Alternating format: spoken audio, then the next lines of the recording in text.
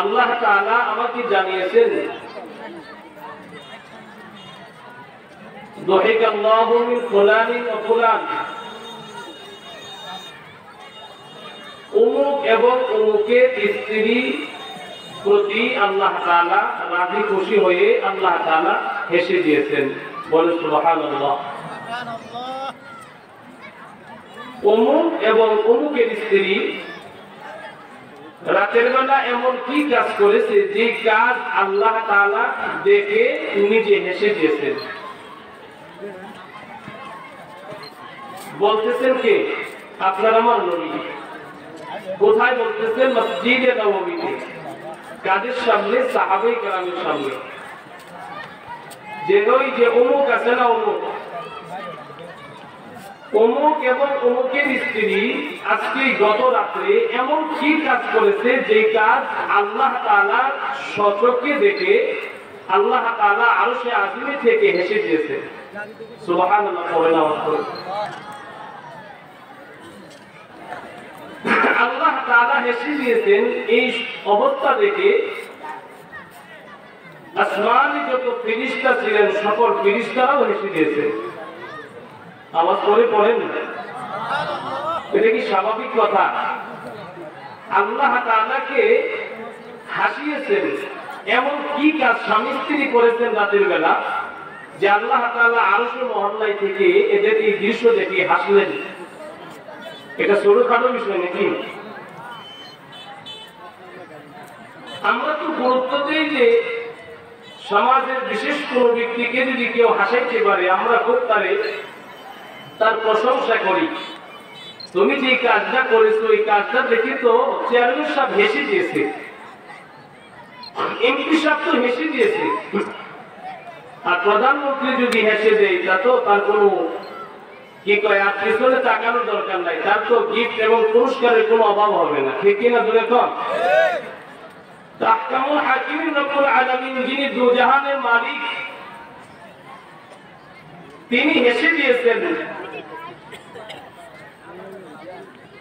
রাসূল বলতেছেন ওই গ্রামের অমুক এবং অমুকের স্ত্রী রাতের বেলা কি কাণ্ড ঘটাইলো যে আল্লাহ তাআলা দেখে নিজে হেসে দিয়েছেন, আর মালিকের হাসি দেখে ফেরেশতারাও হাসছেন। ফেরেশতাদের হাসি দেখে এই অবস্থাটা আমার কাছে জানাইলেন, আমারও খুব হাসি পাইতেছে। সুবহানাল্লাহ বলে। আর সাহাবীরা তোমরা জানো, তোমরা যদি এই ঘটনা শোনো তো তোমরাও হাসবে। আল্লাহু আকবার বলে। আল্লাহু আকবার। তো আমরা এই আলোচনাটা শুনলে ওই সাহাবী এবং তার স্ত্রী কি কাণ্ড ঘটায় আল্লাহকে হাসাইলেন, ফেরেশতাদেরকে হাসাইলেন, নবীকে হাসাইলেন, সাহাবী কেরামদেরকে হাসাইলেন, ওই কাজটা আমাদের জানা দরকার আছে না নাই? আরো আওয়াজ করে বলেন, জানা দরকার আছে না নাই? রাতের বেলা স্বামী স্ত্রী ঘরে কি কাণ্ড ঘটাইলেন যে আল্লাহ তাআলা আরশের মহল্লায় থেকে দেখে দেখে হাসলেন, ফেরেশতারা হাসলেন, নবী ঘটনা শুনে হাসলেন, সাহাবীরাও শুনে হাসলেন। আমি মনে করি আপনারাও শুনলে এখন এই মাঠে আপনারাও হাসবেন, এতে সন্দেহ। তবে জোরে হাসি দেওয়া কিনা যাবে না। আর এখান থেকে শিক্ষা নিয়ে আমরাও চেষ্টা করব, আমরা যেন বাসায় গিয়ে আমাদের স্ত্রীদেরকে নিয়ে আমরা যেন আল্লাহকে হাসাইতে পারি। পারবো তো ইনশাআল্লাহ? কে কে পারবো হাত উঠে আল্লাহকে দেখান। মাশাআল্লাহ মাশাআল্লাহ, আল্লাহ কবুল করুক। আমি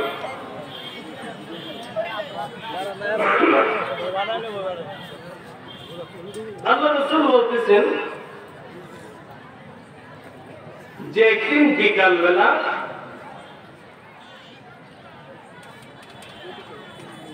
একজন অপরিচিত মুসাফির আমার কাছে আসলেন। ওই ঘটনাটা বলতেছেন, খুব মনোযোগ দিয়ে শুনেন।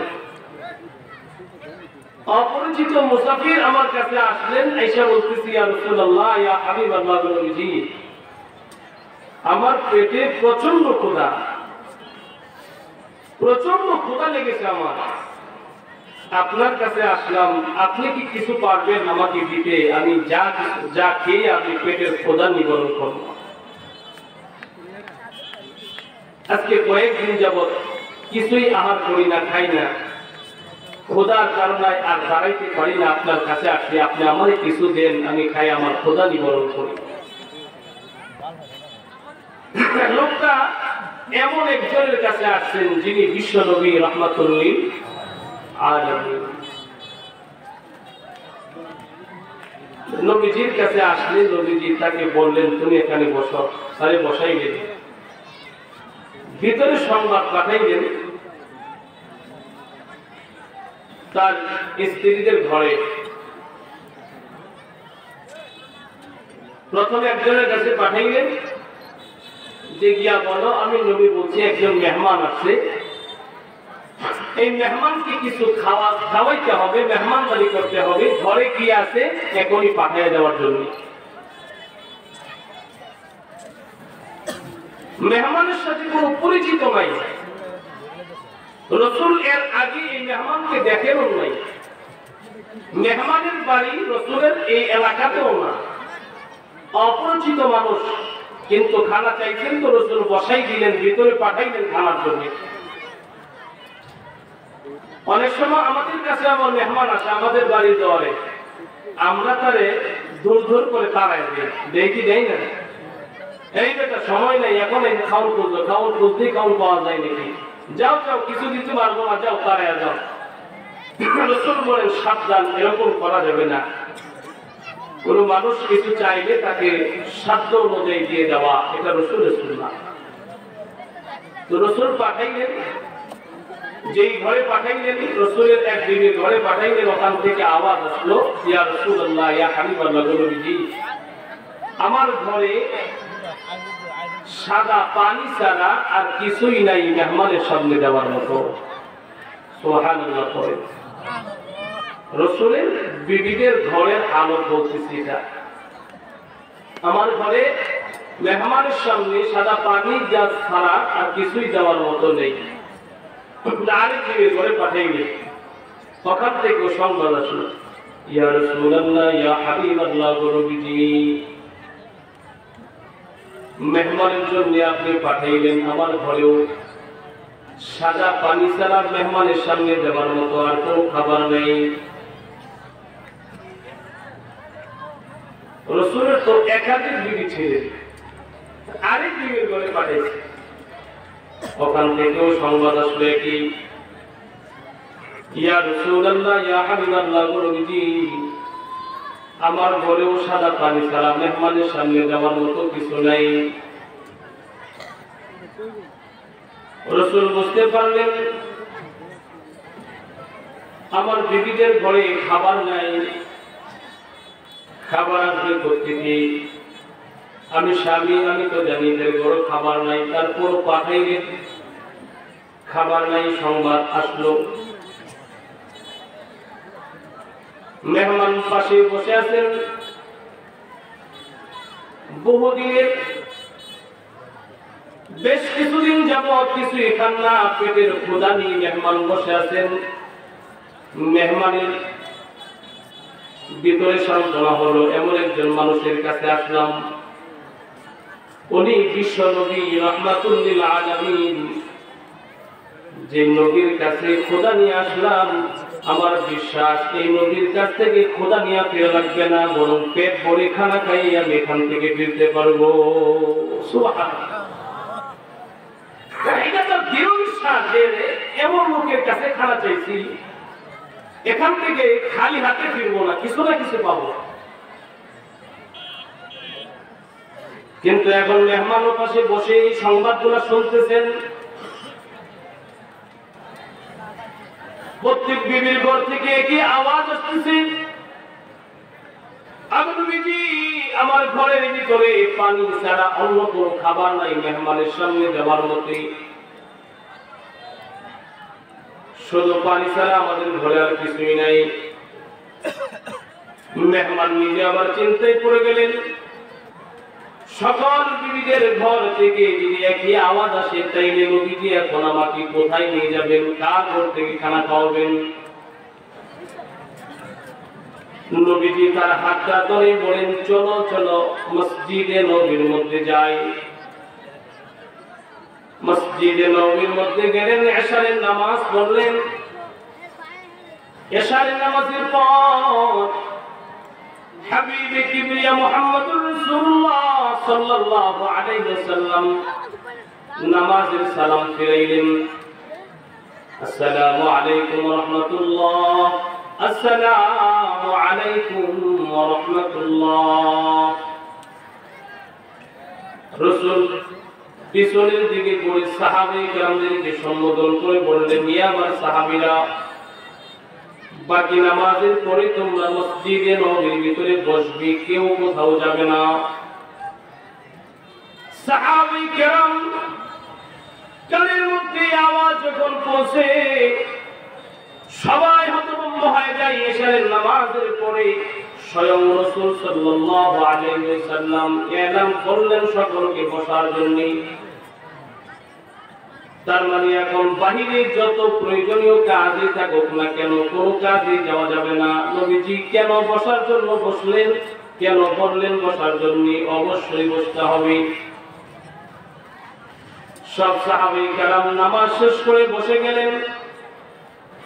হাবিবে কিবরিয়া মুহাম্মদুর রাসূলুল্লাহ সাল্লাল্লাহু আলাইহি ওয়াসাল্লাম ওই অপরিচিত মেহমানকে পাশে বসাইয়া নবীজি ডাক দিয়ে বলেন, সাহাবীরা, আমার প্রতিটা ঘরের ভিতরে সংবাদ পৌঁছেছিলাম মেহমানকে মেহমানদারি করার জন্য। প্রতি ঘর থেকে একই শব্দ আসলো, আমাদের ঘরের ভিতরে কোনো খাবার নাই, পানির ভিতরে অন্য কিছুই মেহমানকে দেওয়ার মতো নাই। ও সাহাবীরা, তোমাদেরকে আমি রাসূল বলি, তোমাদের মধ্যে এমন কে আছো আমার এই মেহমানকে তুমি এখন রাত্রি বেলা পেট ভরে মেহমানদারি করাইতে পারবে? এমন কে আছো? দাঁড়াও, আমার মেহমানকে নিয়ে যাও। হাবিবে কিবরিয়া মুহাম্মদুর রাসূলুল্লাহ আওয়াজ দেওয়ার পরে এই উপস্থিত মজলিসের মধ্যে আবু বকর সিদ্দিক আছেন, ওমর ইবনে খাত্তাব আছেন, হযরত উসমান আছেন, আলী আছেন। সব সাহাবী কেরাম এখানে অবস্থান করতেছেন। কেউ কিছুই বলেন না, সবাই মাথাটা নিচু করে বসে আছেন, কেউ হাত উঠান না, দাঁড়ানো না। নবীজি বুঝতে পারলেন আমার এলান শোনার পরেও যেহেতু ওরা আওয়াজ দেয় নাই, হাত উঠায় নাই, মাথা উঠায় নাই, দাঁড়ায় নাই, তার মানে এদের ঘরের অবস্থাটাও আমার ঘরের অবস্থার মতো। এদের ঘরের ভিতরেও মেহমানকে দেওয়ার মতো কোনো খাবার নাই। তাদের অবস্থাটা কেমন ছিল? এতগুলি সাহাবী, এদের ঘরের অবস্থা এমন যে এদের ঘরেও মেহমানকে দেওয়ার মতো কোনো খাবার। আমাদের তো এই জায়গায় আমরা যারা উপস্থিত আছি এমন একজনের ঘরও এমন পাওয়া যাবে না। এখন আমি যদি এখান থেকে বলি যে এমন কেউ আছেন যে একজন মেহমানকে খাবার খাওয়াবেন, আমার মন তো এখানে যারা আছে সবাই হাতে পাবে, হুজুর আমি কইতে রাজি আছি, ঠিক কিনা? যদি তারপর আমরা শুকর আদায় করি না, আমাদের ঘরে খাবারের কোনো অভাব নাই, তারপর আমাদের ভিতরে শুকর আদায় আসে না, আলহামদুলিল্লাহ বলতে পারি না। সাহাবায়ে কেরামের অবস্থা তো এমন, ওদের ঘরের ভিতরে খানা নাই, একজন মেহমানকে নিয়ে খানা খাওয়াবে এবং সংবাদদাতাকে বিশ্ব নবী রাহমাতুল লিল আলামিন জিনাকে না বানাইলে দুনিয়ার কিছুই বানানো হতো না। ওই মায়ের নবী, দয়ার নবী বলতেছেন, সাহাবীরা, এমন কেউ আসুনি আমার মেহমানকে নিয়ে একবেলা মেহমানদারি করাবে? আমি নবী ওয়াদা দিলাম, যদি আমার মেহমানকে নিয়ে একবেলা পেট ভরে মেহমানদারি করাও, তাইলে আমি নবী তোমাকে ঘোষণা দিলাম, আমার মেহমানের সাথে সাথে তোমার ঘরটা রহমত এবং বরকতে ভরপুর হয়ে যাবে। প্রথম বললেন এমনিতে কাজ হয় না, তো রাসূল এখন এই বরকতের ওয়াজ শোনাইতেছেন। এই আসুনি কেউ আমার মেহমানকে একবেলা পেট ভরে খাওয়াবে, তো তোমার ঘরটা রহমত এবং বরকত দ্বারা ভরপুর হয়ে যাবে। নবীজি যেটা বলেন সত্য না মিথ্যা? আওয়াজ করে বলেন সত্য না মিথ্যা?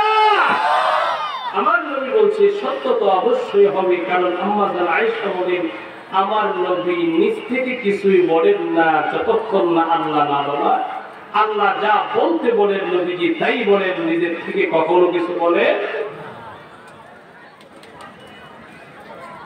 এই কথা বলার পরেও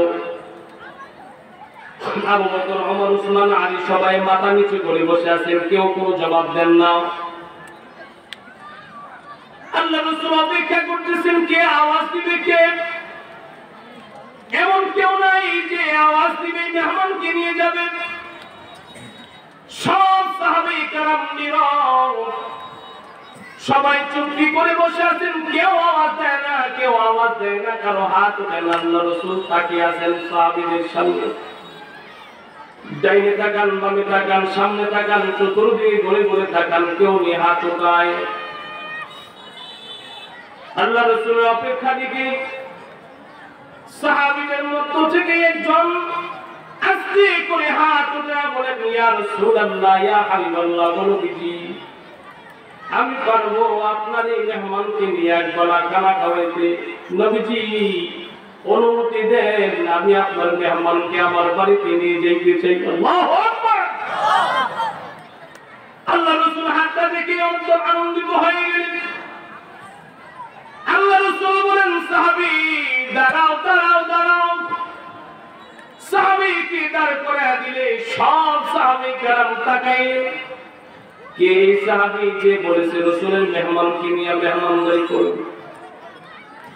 সব সাহাবীরা তাকায় দেখেন এই সাহাবী এই মদিনার একজন আনসার সাহাবী, যার নাম হযরতে আবু তালহা। আল্লাহু আকবার বলেন। হযরতে আবু তালহা রাদিয়াল্লাহু তাআলা আনহু, ওনার ঘরের অবস্থা সাহাবীরা জানেন, রাসূল নিজেও জানেন, তার মধ্যে তেমন সচ্ছলতা নাই। সাহাবী কেরাম তাকায় রইলেন। আবু তালহা দাঁড়ায় বলতেছেন, লাব্বাইকা ইয়া রাসূলুল্লাহ, নবীজি আপনি যদি অনুমতি দেন আপনার মেহমানকে আমার বাসায় নিয়ে এক বেলা খানা খাওয়াবো। নবীজি মুস্কি হাসি দিয়া বলেন, আবু তালহা পারবেনি আমার মেহমানকে এক বেলা খানা খাওয়াইতে? বলি, ইয়া রাসূলুল্লাহ আপনি যদি অনুমতি দেন আপনার মেহমানকে আমি আমার বাসায় নিয়ে যেতে চাই। আল্লাহ রাসূল বলেন, সাহাবীরা যাও, সবাইকে বিদায় দিয়ে দিলেন। আবু তালহার হাতের মধ্যে নবীজির মেহমানকে উঠাইয়া দিলেন। আবু তালহা, এই মেহমানকে রাতের বেলা মেহমানদারি করানোর পরে তোমার বাসায় ঘুমাইতে দিবি। ফজরের আযান যখন হযরত বেলালের কণ্ঠে যখন আযানের আওয়াজ পাবে, মেহমানকে নিয়ে মসজিদে নববীর মধ্যে আসবে, ফজরের নামাজ পড়বে। ফজরের নামাজের আগ পর্যন্ত মেহমানকে তোমার হাতে সুপর্দ করে দিলাম। আবু তালহা সাবধান, মেহমানের যেন কোনোভাবে অকদর না হয়, মেহমান যেন কোনোভাবে কষ্ট না পায়। হে আবু তালহা খেয়াল রাখবে, এটা নবীর মেহমান, তুমি নিয়ে যাইতেছ। হযরত আবু তালহা নবীর মেহমানকে হাতের মধ্যে নিলেন। এরা মুসলমান যুবক ভাইয়েরা আবার করে খেয়াল করো, আবু তালহা মেহমানকে হাতের মধ্যে মুষ্টি করে ধরলেন। মসজিদে নববী থেকে বের হইলেন, রাস্তা দিয়ে হাঁটতেছেন। আবু তালহা ওই মেহমানকে সামনে নিয়ে হাঁটেন আর চিন্তা করেন, অনেক আশা করে আমি আমার নবীর মেহমানকে আমার বাড়িতে নিয়ে যাওয়ার জন্য রওনা করলাম। জানি না রে, আমার ঘরের অবস্থা আমার জানা নাই। আমার ঘরে কি আমার মেহমানকে খাওয়ানোর মতো খাবার অবশিষ্ট আছে না নাই তা আমার জানা নাই। কিন্তু আবু তালহা মনে মনে বলেন, কোন সাহাবী যখন হাত উঠায় না, কোন সাহাবী যখন মাথা উঁচু করে না, আমার দ্বীনের নবী বারবার যখন বলে, তখন আমি আবু তালহা মনটার মানে না, আমি হিম্মত করে বলে ফেলেছি, নবী গো আপনার মেহমানকে আমার হাতে উঠাইয়া দেন, আমি মেহমানদারি করার জন্য রাজি আছি। কিন্তু আবু তালহা ওই মুহূর্তে চিন্তা করে, জানি না আমি আমার নবীর যাওয়ার কথা কতটুকু রাখতে পারবো, আমার ঘরের অবস্থা মেহমানকে খাওয়াইতে পারবো কি পারবো না এটা জানি না। এমন ভাবে ভাবতে ভাবতে হযরত আবু তালহা রাদিয়াল্লাহু রাদিয়াল্লাহু তাআলা আনহু মেহমানকে নিয়ে বাসার সামনে চলে গেলেন। বাসার সামনে মেহমানকে দাঁড় করে বলতেছে, মেহমান আপনি জায়গায় একটু দাঁড়ান, বাসার ভিতর থেকে খাবারের প্রয়োজন মিটায় আপনার কাছে আবার আসবো। আবু তালহা মেহমানকে রেখে বাসার সামনে গিয়া মিষ্টি শুনে স্ত্রীকে সালাম দেয়, আসসালামু আলাইকুম ওয়া রাহমাতুল্লাহ। আল্লাহু আকবার। হযরত আবু তালহা সালাম দিয়া দিলেন। আবু তালহার স্ত্রী ঘরের ভিতরে থেকে সালামের জবাব দেয়। এ আমার পর্দারের মা বোনেরা ভালো করে শোনো, আবু তালহার স্ত্রীর অবস্থাটা এখন তোমাদের জন্য শিক্ষণীয়। আবু তালহার স্ত্রী সালামের জবাব দেয়, আর আবু তালহা ঘরের ভিতরে প্রবেশ করে বলতেছে, বিবি গো, বিবি আমি আমার সাথে করে আমার দ্বীনের নবীর একজন মেহমানকে নিয়ে আসলাম। বিবি গো, ঘরের ভিতরে কোনো খাবার আসেনি, আমাকে বলো। আমার নবীর কাছ থেকে মেহমান নিয়ে আসলাম। বিবি আমার দ্বীনের নবী বলেছে, সেই মেহমানকে যদি মেহমানদারি করাইতে পারি তাইলে আমাদের ঘর নাকি রহমত এবং বরকত দিয়ে ঘরটা ভরপুর হয়ে যাবে। বিবি বলো বলো বলো, আমার ঘরের ভিতরে এমন কি খাবার আছে মেহমানকে মেহমানদারি করানোর জন্য? আবু তালহা বিবি জবাব দিয়ে, স্বামী মেহমানকে নিয়ে আসলেন, নবীজির সুসংবাদ নিয়ে আসলেন। স্বামী গো, ঘরের ভিতরে এমন কোনো খাবার নাই যেই খাবার মেহমানের সামনে দেওয়া যায়। ও স্বামী, আজকে রাতের বেলা আপনি খাবেন এমন কোনো খানাও নাই, আমি খাবো এমন কোনো খানা নাই, বরং বড় মানুষ খাবে এমন কোনো খানা নয়। আমার বাচ্চারা খাবে সামান্য একটু খাবার আছে, যেই খাবারটা বাচ্চাদের সামনে দিলে হয়তো বাচ্চারা পেট ভরে খাবে। এই খাবার খেয়ে আপনি বাচ্চারা খাওয়ার পরে আপনিও খেতে পারবেন না, আমিও খেতে পারবো না। আমরা আজকে উপবাস থাকা লাগবে।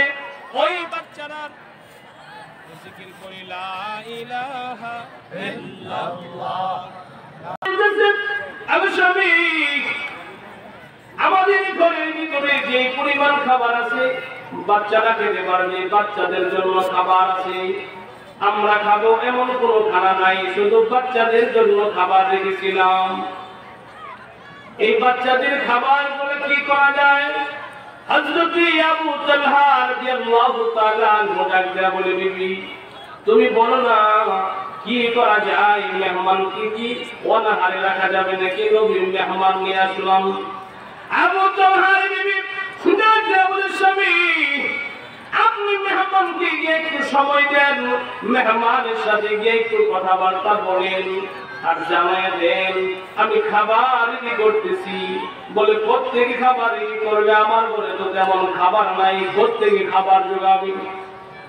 মুসলমান ভাইয়ের এখনকার সময় তো কেমন করা যায়, রাত নাই দিন নাই, সব সময় যে কোনো জায়গা থেকে খাবারের ব্যবস্থা করা যায়। তদানীন্তন সময়ে তো এমন কোনো ব্যবস্থা ছিল না। আগে এখন কেন, আজ থেকে 50 বছর আগেও সাপ্তাহিক বাজার ছাড়া কোথাও গিয়ে কোনো খাবার পাওয়া যেত না।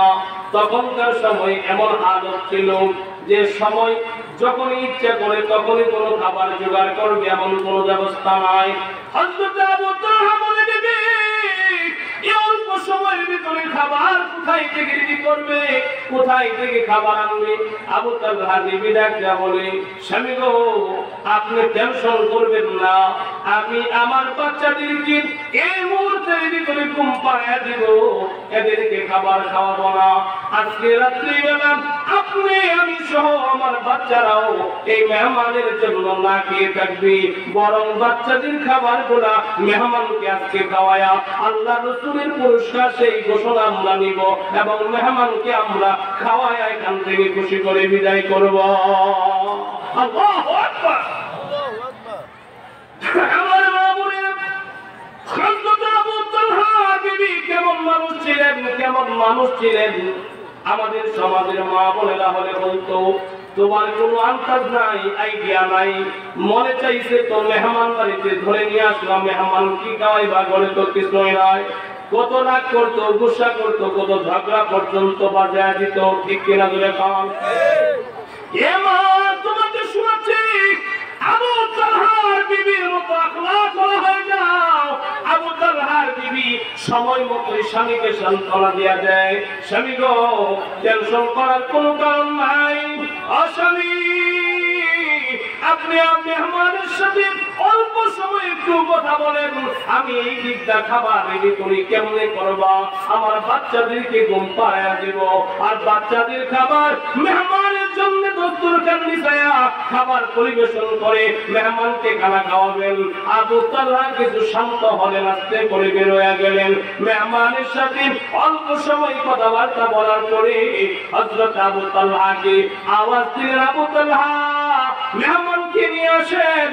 মেহমানের জন্য খাবার রেডি হয়ে গেছে, ব্যবস্থা হয়ে গেছে। হযরত আবু তালহা ভিতরে আসলেন, আয়েশা তাকায় দেখেন যেই পরিমাণ খাবার এই জায়গার মধ্যে ব্যবস্থা করা হলো, একজন মানুষ পেট ভরে খানা খাওয়ার মতো।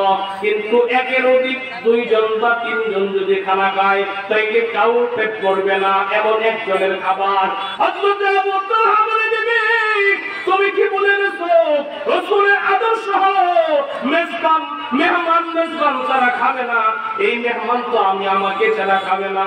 মেহমান তো আমার এই খানার মধ্যে বসলেই বলবে, ও ভাই আবু তালহা তুমিও খানাতে বসো, কারণ মেজবান ছাড়া মেহমান খানা খাবে না। হে বিবি, এই খাবারের ভিতরে মেহমানের সাথে যদি আমি মেজবান আবু তালহা যদি খাবারের মধ্যে শরীক হয়, তাইলে মেহমানকে তো পেট ভরে খানা খাওয়ানো সম্ভব হবে না। আর মেহমান যদি পেট ভরে না খায়, তাইলে আমার নবীর সেই ঘোষণা, সেই রহমত বরকতের ঘোষণা আমরা পাবো না। বিবি গো কি করা যায়? এবার বিবি আস্তে করে পরামর্শ দেয়, হে আবু তালহা পরামর্শ হলো সেই মেহমানকে নিয়ে আসবেন, দস্তরখানার ভিতরে খাবার পরিবেশন করার পরে যখন খাবার সামনে নিয়ে মেহমানকে নিয়ে জনাতে আসবেন, মেহমান খাবার সামনে নিয়ে বসবে, বিসমিল্লাহি ওয়া আলা বারাকাতিল্লাহ। মেহমান যখন খাবার শুরু করবেন, আপনাকে ওজন বলবে, আবু তালহা মেহমান আবু তালহা আপনি আমার সাথে খানায় শরীক হন। এটা যখন বলবে, এমন সময় আস্তে করে অজুহাতের দাবি আমি আপনার যে ঘরের ভিতরে যে লাইট আছে, বাতি আছে, কফি আছে, ওই বাতিটা আমি আমার আঁচল দিয়া বাড়ি দিয়া নিভাইয়া দিব। তখন তুমি বলবা, বিবি তোমার ঘরের বাতি নিভে গেল কারণ কি? আমি তখন বলবো, আবু তালহা মনে হয় এই বাতির কেরোসিন পড়ে গেছে, এই জন্য বাতি নিভে গেছে। মেহমানকে বলো দয়া করে অন্ধকারের ভিতরে যেন আস্তে করে খেয়ে নেই, এখন আর বাতি জ্বালানো যাবে না। এ আবু তালহা সময় মুহূর্তের ভিতরে অন্ধকারের সময় তুমি বসে থাকবে, মেহমান একাই খাবে খাবে খাবে। এমন তো অবস্থায় সবটুকু খানা যখন মেহমান খেয়ে ফেলবে, মেহমানের পেট ভরে যাবে, আর রাসূলের সেই ঘোষণা রহমত বরকত আমাদের ঘরটা ভরপুর হয়ে যাবে। আল্লাহু আকবার। একই পরিমাণ পরামর্শ স্বামী স্ত্রী করছে, দেখতেছেন কি? আওয়াজ দিয়া বলেন কে? ওই যে বললাম, আল্লাহ বলেন, রাসূল বলেন, হে সাহাবীরা আরশে মহল্লায় থেকে আল্লাহ অমুক এবং অমুকের বিবির কার্যকলাপ দেখে আল্লাহ নিজে হেসে দিয়েছেন। চমৎকার কি কার্যকলাপ এদের চলতেছে, কি পরামর্শ এদের ভিতরে। আজকে এমন একটা স্বামী স্ত্রীর সংসার মিলানো বড় কষ্ট করবে না। আবু তালহা বলতেছে, বিবিটা দিয়ে হবে না। এই বিবি আমি যদি সামনে থাকি, আবু তালহা মেহমান খাবার খাবে, মেহমানের খাবারের হাত উঠবে, আওয়াজ পাবে, মেহমান খানা চিবাবে, এটা মুখের মধ্যে একটা আওয়াজ হবে। বিবি গো খাবার ছাড়া খাবারের আওয়াজ করা সম্ভব হবে না। মেহমান বুঝেই ফেলবে আমি খাই না, বসে আছি। হতে পারে ওই মুহূর্তের ভিতরে আমার হাতের মধ্যে লুকমা উঠে দিবে, খাবার উঠে দিবে, ভাই আবু তালহা খাও। ও বিবি এক লুকমা খাবার যদি আমার হাতের ভিতরে উঠে দেয়, তাই ওই মেহমানের এক লুকমা খাবার কম হয়ে যাবে। বিবি গো এটা কেমনে হয়? এমনটাও তো হয় না। এবার বিবি বলছে, আবু তালহা তাইলে আরেকটা পরামর্শ হলো, ওই মেহমানকে নিয়ে খাবার খাইতে বসলে অজুহাতের চলে আমি বাতি নিভাইয়া দিলে, তখন তোমার তোমাকে ডাক দেব আবু তালহা, বাতি যেহেতু নিভে গেছে, মেহমান যেহেতু খানা শুরু করেছে, তুমি মেহমানকে খানা খাইতে বলো। আবু তালহা আস্তে করে তুমি পাঁচ ধরে আমার কাছে চলে আসো, আর মেহমানকে বলো, মেহমান আমরা স্বামী স্ত্রী একই ঘরে একই জায়গায় ভিতরে খানা খাবো, আমি আমার স্ত্রীর সাথে খানা খাই, আপনি জায়গায় খানা খান। মেহমানকে দিয়ে আপনি পিছনের ঘরে পিছনের রুমে চলে আসবেন, এখানে বসে আমরা অন্ধকারে খাবার খাই কি খাই না এটা মেহমান টের পাবে না, বুঝবে না, তখন মেহমান সুন্দর করে খানা খাবে। জিকির করেন লা ইলাহা ইল্লাল্লাহ। হযরত আবু তালহা বলেন, এদিকে পিছনের রুমে যদি চলে যায়, আর ওখানে যদি খাবারের আওয়াজ না পায়, মেহমান যদি আবার আমাকে ডেকে দেয়, আবু তালহা আপনি পিছনের রুমে চলে গেলেন, এ আবু তালহা মেজবান ছাড়া মেহমান কেমনে খানা খায়, এটা আপনার আমার নবী সুন্নাহ হতে পারে না। মুসলমান ভাইরে, মেহমান তো আমাকে তখন না নিয়ে খাবার খাবে না। স্ত্রী বলেন, তাইলে একটা কাজ করব, মেহমান খাবার খাওয়া দিয়া পিছনের রুম এসে পাঁচ ধরে এসে আপনি খালি ডেস্কের ভিতরে একটা এরকম গরু নিয়া খালি গাড়াগড়ি করব, শব্দ করব, আওয়াজ করব, মনে হবে মেহমান মনে করবে আমরা পিছনের রুমে ডেস্কের ভিতরে থেকে খানা নিচ্ছি আর বারবার খানা খাইতেছি। খানার শব্দ করব, ডেস্কের ভিতরে এরকম শব্দ করব, আওয়াজ করব। হযরত আবু তালহা বলেন, ঠিক আছে, এটা করলে মনে হয় মেহমান বুঝবে না। ঠিক যেই কথা সেই কাজ, মেহমানকে নিয়ে ভিতরের বাড়িতে আসলেন, আসার পরেই দস্তরখান বিছিয়ে দিলেন আর বললেন, মেহমান এই যে আপনার জন্য খাবারের ব্যবস্থা। মেহমান বলল, ভাই আবু তালহা এই যে আপনি আমার খাবারের ব্যবস্থা করলেন, খাবার খাওয়ার জন্য বললেন, আপনি কি আমার সাথে খাবেন না? আপনি কি আমার সাথে লুকমা নেবেন না? আপনি কি আমার সাথে এই খাওয়ার মধ্যে শরীক হবেন না? আবু তালহা বলেন, হ্যাঁ, আমি আপনার সাথে খানা খাবো, আপনি একাই খাবেন, এটা হতেই পারে না। আবু তালহা খানার মধ্যে হাত ঢুকাইলেন, এমন সময় বিবি পিছন থেকে এরকম ভাবে আঁচল দিয়া বাতাস দিয়া লাইটটা বাতিরা নিভে দিলেন। আবু তালহা বলেন, বিবি কিভাবে বাতি নিভে গেল? ও খানার সময় বাতি নিভে গেল। আবু তালহা বিবি পিছনের রুমে থেকে আসতে করে বলেন, স্বামী গো বাতি নিভে গেল, মনে হয় কেরোসিন পড়ে গেছে, এই জন্য বাতি নিভে গেল।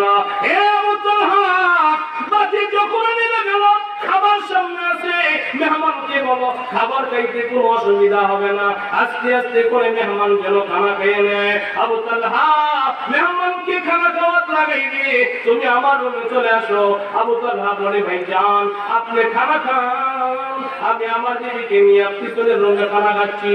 আবু তালহা চলে যাবেন বলে, হ্যাঁ। আবু তালহা আস্তে করে চলে আসলেন, পিছনের রুমে এসে স্বামী এবং স্ত্রী অন্ধকারের ভিতরে ওই পাতিলা এবং ডেকচিগুলা সামনে নিয়ে একটা সাজার একটা লাগায়, ভিতরে হাত দেয়, হাত বের করে একটা শব্দ করে, আওয়াজ করে, এই যে স্বামী স্ত্রী শব্দ করে, সেই শব্দটা মহামালিক আল্লাহ আরশে আজিমে থেকে তাকায় তাকায় তামসা দেখে, আল্লাহ তাআলা তাকায় তাকায় দেখে মুস্কি মুস্কি হাসে। ফেরেশতারা আল্লাহ ও মালিক কি তাকায় তাকায় দেখেন, আল্লাহ কই ফেরেশতারা তাকায় দেয় ওই যে স্বামী স্ত্রী মেহমানকে মেহমানদারি করাইবার জন্য, মেহমানকে খাওয়ানোর জন্য, মেহমানকে পেট করে খানা খাওয়ানোর জন্য ওরা দুইজনে মিলে কি দল করে খালি পাতিলার মধ্যে হাত দেয়, হাত বের করে আওয়াজ করে মেহমানকে বুঝাইতে চায় যে ওরাও খানা খায়। এই ফেরেশতারা তাকায় দেখ, আল্লাহ তাকায় দেখেন আর মুস্কি মুস্কি আল্লাহ তাআলা নিজে হাসেন। আল্লাহু আকবার। আর আওয়াজ করে বলেন আল্লাহু আকবার। মুসলমান ভাইরা, এইভাবে মেহমান খানা খাওয়া শেষ করলে মেহমানকে খানা খাওয়াইলেন। আবু তালহা তাকায় দেখলেন মেহমানের খাবার শেষ। আবু তালহা পিছন থেকে আস্তে করে বের হয়ে আসলেন, ভাইজান আপনি খানা খাইলেন, পেট ভরেছে বলে আলহামদুলিল্লাহ। ও ভাই আবু তালহা, নবী পাঠাইলেন মেহমানদারি করার জন্য, তোমার মেহমানদারিতে আমি খুশি, আমার পেট ভরে খানা খাওয়া হলো। আবু তালহা আলহামদুলিল্লাহ আলহামদুলিল্লাহ নবীর ভাষা অনুযায়ী তোমার ঘরটা রহমত এবং বরকত দিয়া আল্লাহ ভরপুর করিয়া দে।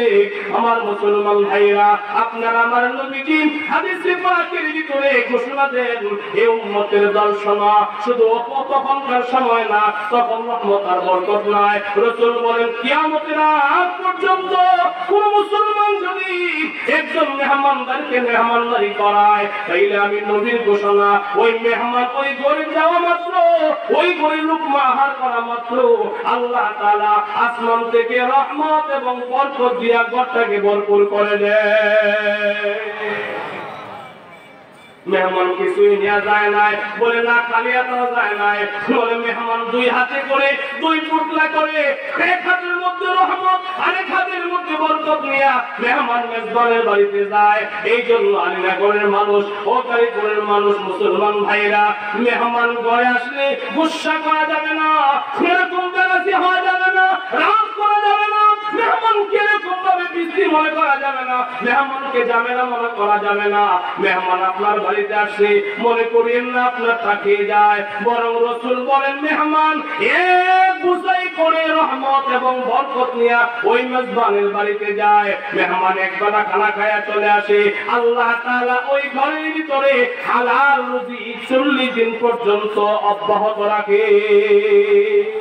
হযরত আবু তালহা কথা বলছিল, আবু তালহা মেহমানকে বলে ভাইজান আপনি যেহেতু খানা শেষ, ওই ঘরের ভিতরে আপনার জন্য শয়নের ব্যবস্থা করলাম, মাত্র ওই ঘরের ভিতরে গিয়ে শয়ন করেন। মেহমানকে ওই ঘরে রাখলেন, ওই ঘরে শোয়া আসলেন, ওই ঘরে শোয়া হযরত আবু তালহা স্ত্রী করে ভিতরে ঘরে আসলেন।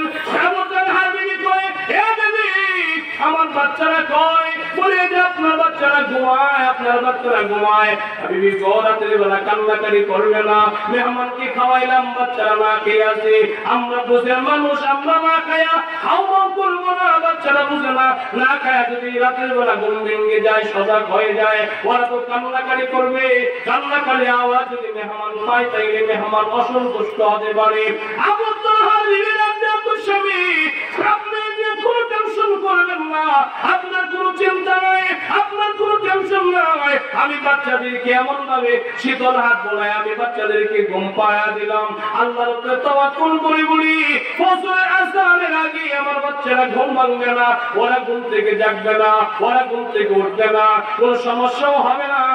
এই স্বামী আপনি এখানে ঘুমিয়ে যান, আপনিও আরাম করুন, আযান হয়ে যাবে, আযান হয়ে গেলে মেহমানকে নিয়ে মসজিদে নববীর মসজিদে গিয়ে নামাজ আদায় করবেন, নববীর মসজিদে নামাজ আদায় করবেন, আপনিও ঘুমায়া যান।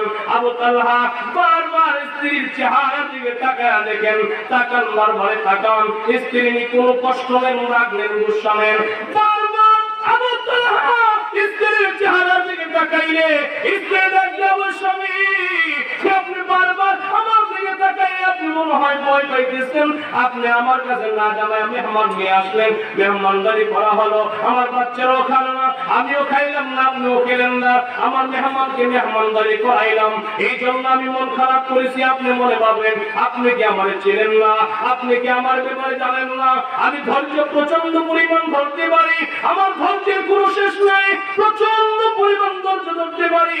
আবু তালহা রাদিয়াল্লাহু তাআলা আনহু বলেন, বিবি গো নতুন বিয়ে করে আমি তোমার ধৈর্য পরীক্ষা করেছিলাম, এই জমিনের ভিতরে আমার জানা মতে মহিলাদের মধ্যে সবচেয়ে ধৈর্যশীল আমি তোমাকে পেয়েছি, তোমার মতো এমন ধৈর্য কেউ ধরতে পারে না।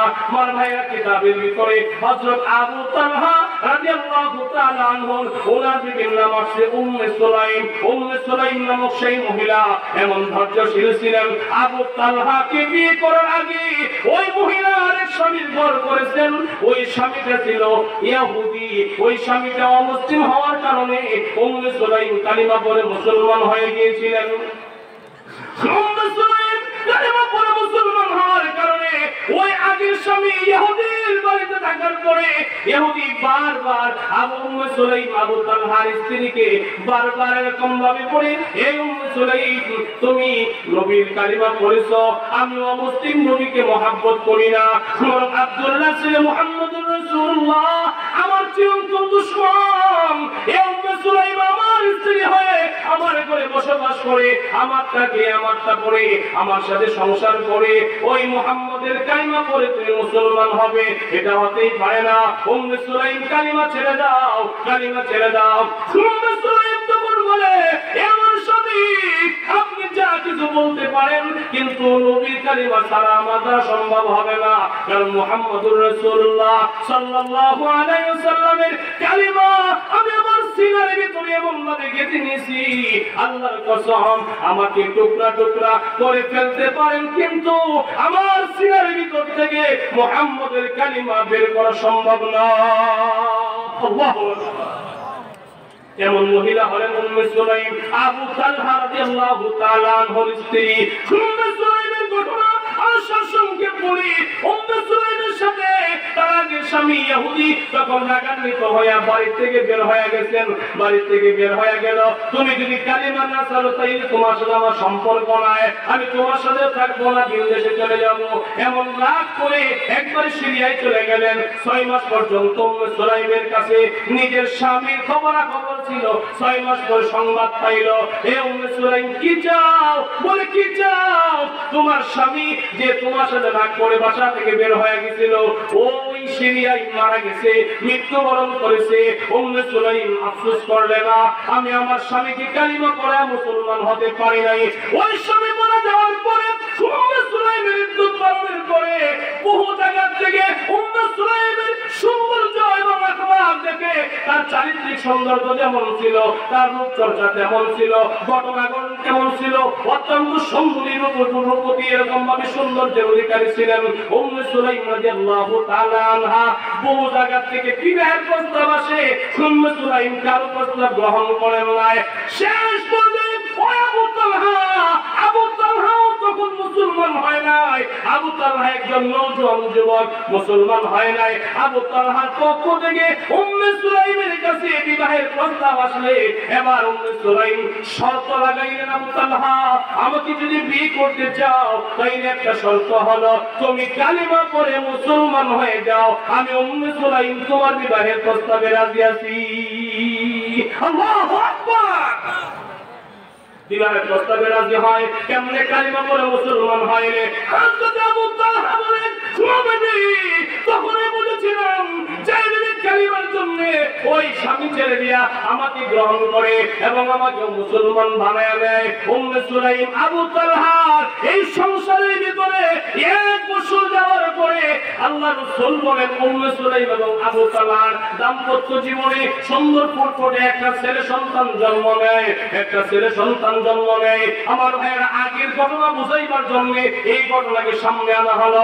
উম্মে সুলাইম এবং আবু তালহা রাদিয়াল্লাহু তাআলা আনহু এদের দাম্পত্য জীবনে 1 বছর অতিবাহিত হওয়ার পরে পর্যন্ত একটা লাল গোলাপের মতো সুন্দর একটা ছেলে জন্ম নেয়। ওই ছেলেটা জন্ম হওয়ার পরে আল্লাহ রাসূল নিজেই তার নাম রেখে দেন। আল্লাহ রাসূল নিজে তাকে আদর করেন। আল্লাহ রাসূল নিজে আদর করেন বলতে ওই ছেলেটা রাস্তার মধ্যে বাড়ির মধ্যে খেলাধুলা করে, আল্লাহ রাসূল এই রাস্তা দিয়ে আসা যাওয়া করে, যখনই যাইতেন আসতেন আল্লাহ রাসূল আবু তালহা রাদিয়াল্লাহু তাআলা আনহু উম্মে সুলাইমের সেই সন্তানের মাথার মধ্যে নবীজি হাত বুলায়া যাইতেন, আদর করতেন, এরকম ভাবে মাথার মধ্যে হাত বুলাইতেন, কপালের মধ্যে চুমু খাইতেন।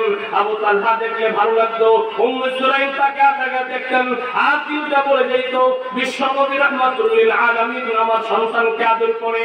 আমার ভাইরা আল্লাহ রাসূল যেই সন্তানের মাথার মধ্যে সেরকম আরকম ভাবে হাত বুলায়া যায়, কপালের মধ্যে চুমু খায়। উম্মে সুলাইম এবং আবু তালহা একমাত্র সন্তান, এই ছেলেকে প্রচন্ড করে আদর করেন।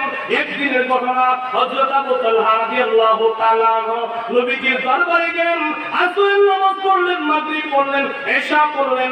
সাহাবীদের অবস্থা তো এমন ছিল, ওরা বিশ্বনবীর দরবারে গেলে কখন যাইতেন এই কথাই তারা বলে যাইতেন, সংসারের কথা বলে যাইতেন। নবীজির কাছে বেশি পরিমাণ সময় থাকাকে তারা পছন্দ করতেন। সেই দেখতেন আবু তালহা রাদিয়াল্লাহু তাআলা ওই সন্তান যে প্রথম জন্মাইছে ওই সন্তান দায়িত্বটা কারণবশত মারা গেলেন। মারা যাওয়ার পরে উম্মে সুলাইম এই সন্তানটাকে মারা যাওয়ার পরে আবু তালহার কাছে সংবাদ পাঠাইতে পারে নাই, নবীর কাছে সংবাদ পাঠাইতে পারে নাই। আবু তালহা তখন নবীর দরবারে উম্মে সুলাইম সেই সন্তানকে হাতে গোসল করাইলেন, গোসল করায় কাপড় পরায়া সুন্দর করে এক সাইডে ঘরের ভিতরে এক সাইডে শয়ন করাইলেন, শয়ন করায়া আজকে দিয়া রাখলেন যাতে করে না দেখা যায়। এই দিক দিয়ে এশারের নামাজ পড়ে হযরত আবু তালহা রাদিয়াল্লাহু তাআলা নিজের ঘরে আসলেন। ঘরে আসার পরে উম্মে সুলাইম আবু তালহার কাছে কিছুই বলেন নাই, স্বামীর কাছে কিছুই বলেন নাই। সন্তান মারা গেছে, সন্তানের লাশ কাপড় পরায়া সেরকম ভাবে স্বয়ং করে রাখছে ঘরের ভিতরে। তারপর স্বামীর কাছে বলে না। উম্মে সুলাইমের ইচ্ছা হলো আমার স্বামীর কাছে যদি বলি আমার স্বামী পেরেশান হয়ে যাবে। নওজোয়ান মানুষ, যুবক মানুষ, মাত্র বিয়ে করেছে, সন্তান হলো, প্রথম সন্তানের এরকম ভাবে মৃত্যুর সংবাদ শুনে কি জানি বলে, এই জন্য কিছুই বলেন না। উম্মে সুলাইম এরকম ভাবে এশারের নামাজ পড়ে আবু তালহা পাশে আসলে উম্মে সুলাইম ভালো করে কাপড় পরিয়া উম্মে সুলাইম এরকম ভাবে গোসল করলেন, ভালো কাপড় পরিধান করলেন, সুন্দর করে সাজগোজ করলেন, অন্য রাতের থেকে বেশি উত্তম রূপে সাজগোজ করলেন। আবু তালহার সামনে গেলেন আবু তালহাকে প্রেম নিবেদন করলেন। ইতিহাসের কিতাব লেখে আবু তালহা এবং উম্মে সুলাইম ওই রাতের মধ্যে প্রেম নিবেদনে এদের মধ্যে মিল মুহাব্বত পয়দা হয়, মিল মুহাব্বত হয়। অমিল মুহাব্বতের পরে অল্প সময় পরে এরকম ভাবে উম্মে সুলাইম বলতেছে, আবু তালহা আপনার কাছে আমার একটা আরজি। বলে কি আরজি? এমন অবস্থা উম্মে সুলাইমের এরকম ভাবে রানের মধ্যে আবু তালহার মাথাটা রাখলেন, মাথার চুলের মধ্যে হাত বুলাইতেছেন আর বলতেছে, আবু তালহা আপনার কাছে যদি কেউ কোনো কিছু আলামত দেয় তাইলে আলামত দাতা যদি আলামত ফিরে নেয় আপনার কোনো কষ্ট হবে? আবু তালহা বলেন, না গো বিবি, কষ্ট হবে না। এই মুহূর্তের ভিতরে এমন কেন বললা? আবু তালহা স্বামী, আপনি এই মুহূর্তে শুনেন, আপনাকে এবং আমাকে মহান আল্লাহ রাব্বুল আলামিন একটা সন্তান দিয়েছিলেন। এই সন্তানকে আল্লাহ আমাদের কাছে আমানত রেখেছিলেন। অল্প সময় আগে আপনার আমার আমানত আল্লাহ আমাদের থেকে ফিরে নিলেন। আল্লাহু আকবার। আর আওয়াজ করে বলেন আল্লাহু আকবার।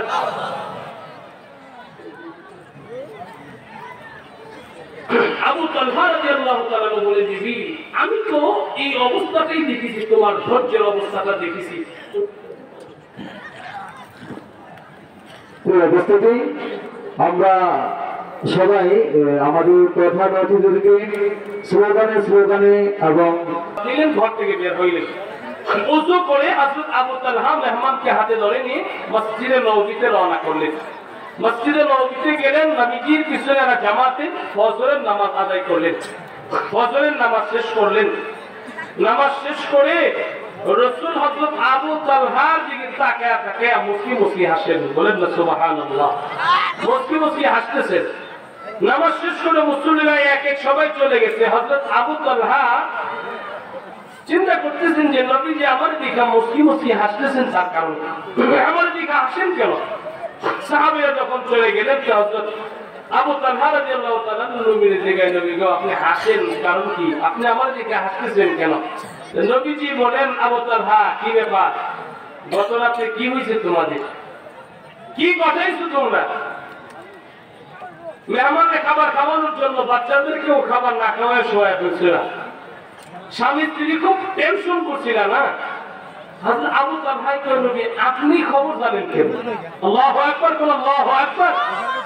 আপনি সংবাদ কেমনে জানেন? মেহমানকে খাওয়ানোর জন্য আমরা স্বামী স্ত্রী খুব পেরেশানি করেছি, বাচ্চাদেরকে খানা খাওয়াই নাই, আপনি জানলেন কেমনে?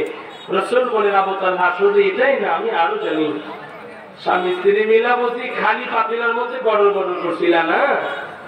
হযরত আবু তালহা অবাক হয়ে গেছে। নবী গো আপনি কি আপনি জানেন? রাসূল বলেন, আবু তালহা আমি জানি কেমনে। আল্লাহ গত রাতের পুরা সময়ের এই অবস্থাগুলো আল্লাহ স্বয়ং নিজে আরশে আজিমে থেকে তোমাদেরকে দেখে আল্লাহ মুসকি হাসছিলেন। সুবহানাল্লাহ। তোমাদেরকে দেখে আল্লাহ হাসছেন। আল্লাহ তাআলার হাসি দেখে ফেরেশতারাও হাসছেন। আবু তালহা সুসংবাদ গ্রহণ করো, আল্লাহ তোমাদের অবস্থা, তোমাদের কার্যকলাপ দেখে হেসেছেন। আল্লাহ যেহেতু হেসেছেন, আল্লাহ তোমাদের স্বামী স্ত্রীকে কবুল করে নিয়েছেন, তোমরা কবুল হয়ে গেছো। বলি মারহাবা। আল্লাহু আকবার। এমন একটা অবস্থা, এই জন্য আল্লাহ নিজে বলেন, الذين ينفقون في السراء والضراء والكاظمين الغيظ والعافين عن الناس আল্লাহ নিজে বলেন তিনটা গুণ তোমাদের ভিতরে থাকাও লাগবে। এক নম্বর গুণ হলো অভাব এবং সচ্ছলতা অবস্থায় এরকম ভাবে আল্লাহর রাস্তায় ব্যয় করা, আল্লাহর রাস্তায় ব্যয় করতে হবে। মেহমানদারি করা, আল্লাহর জন্য মেহমানদারি করতে আমরা রাজি আছি তো?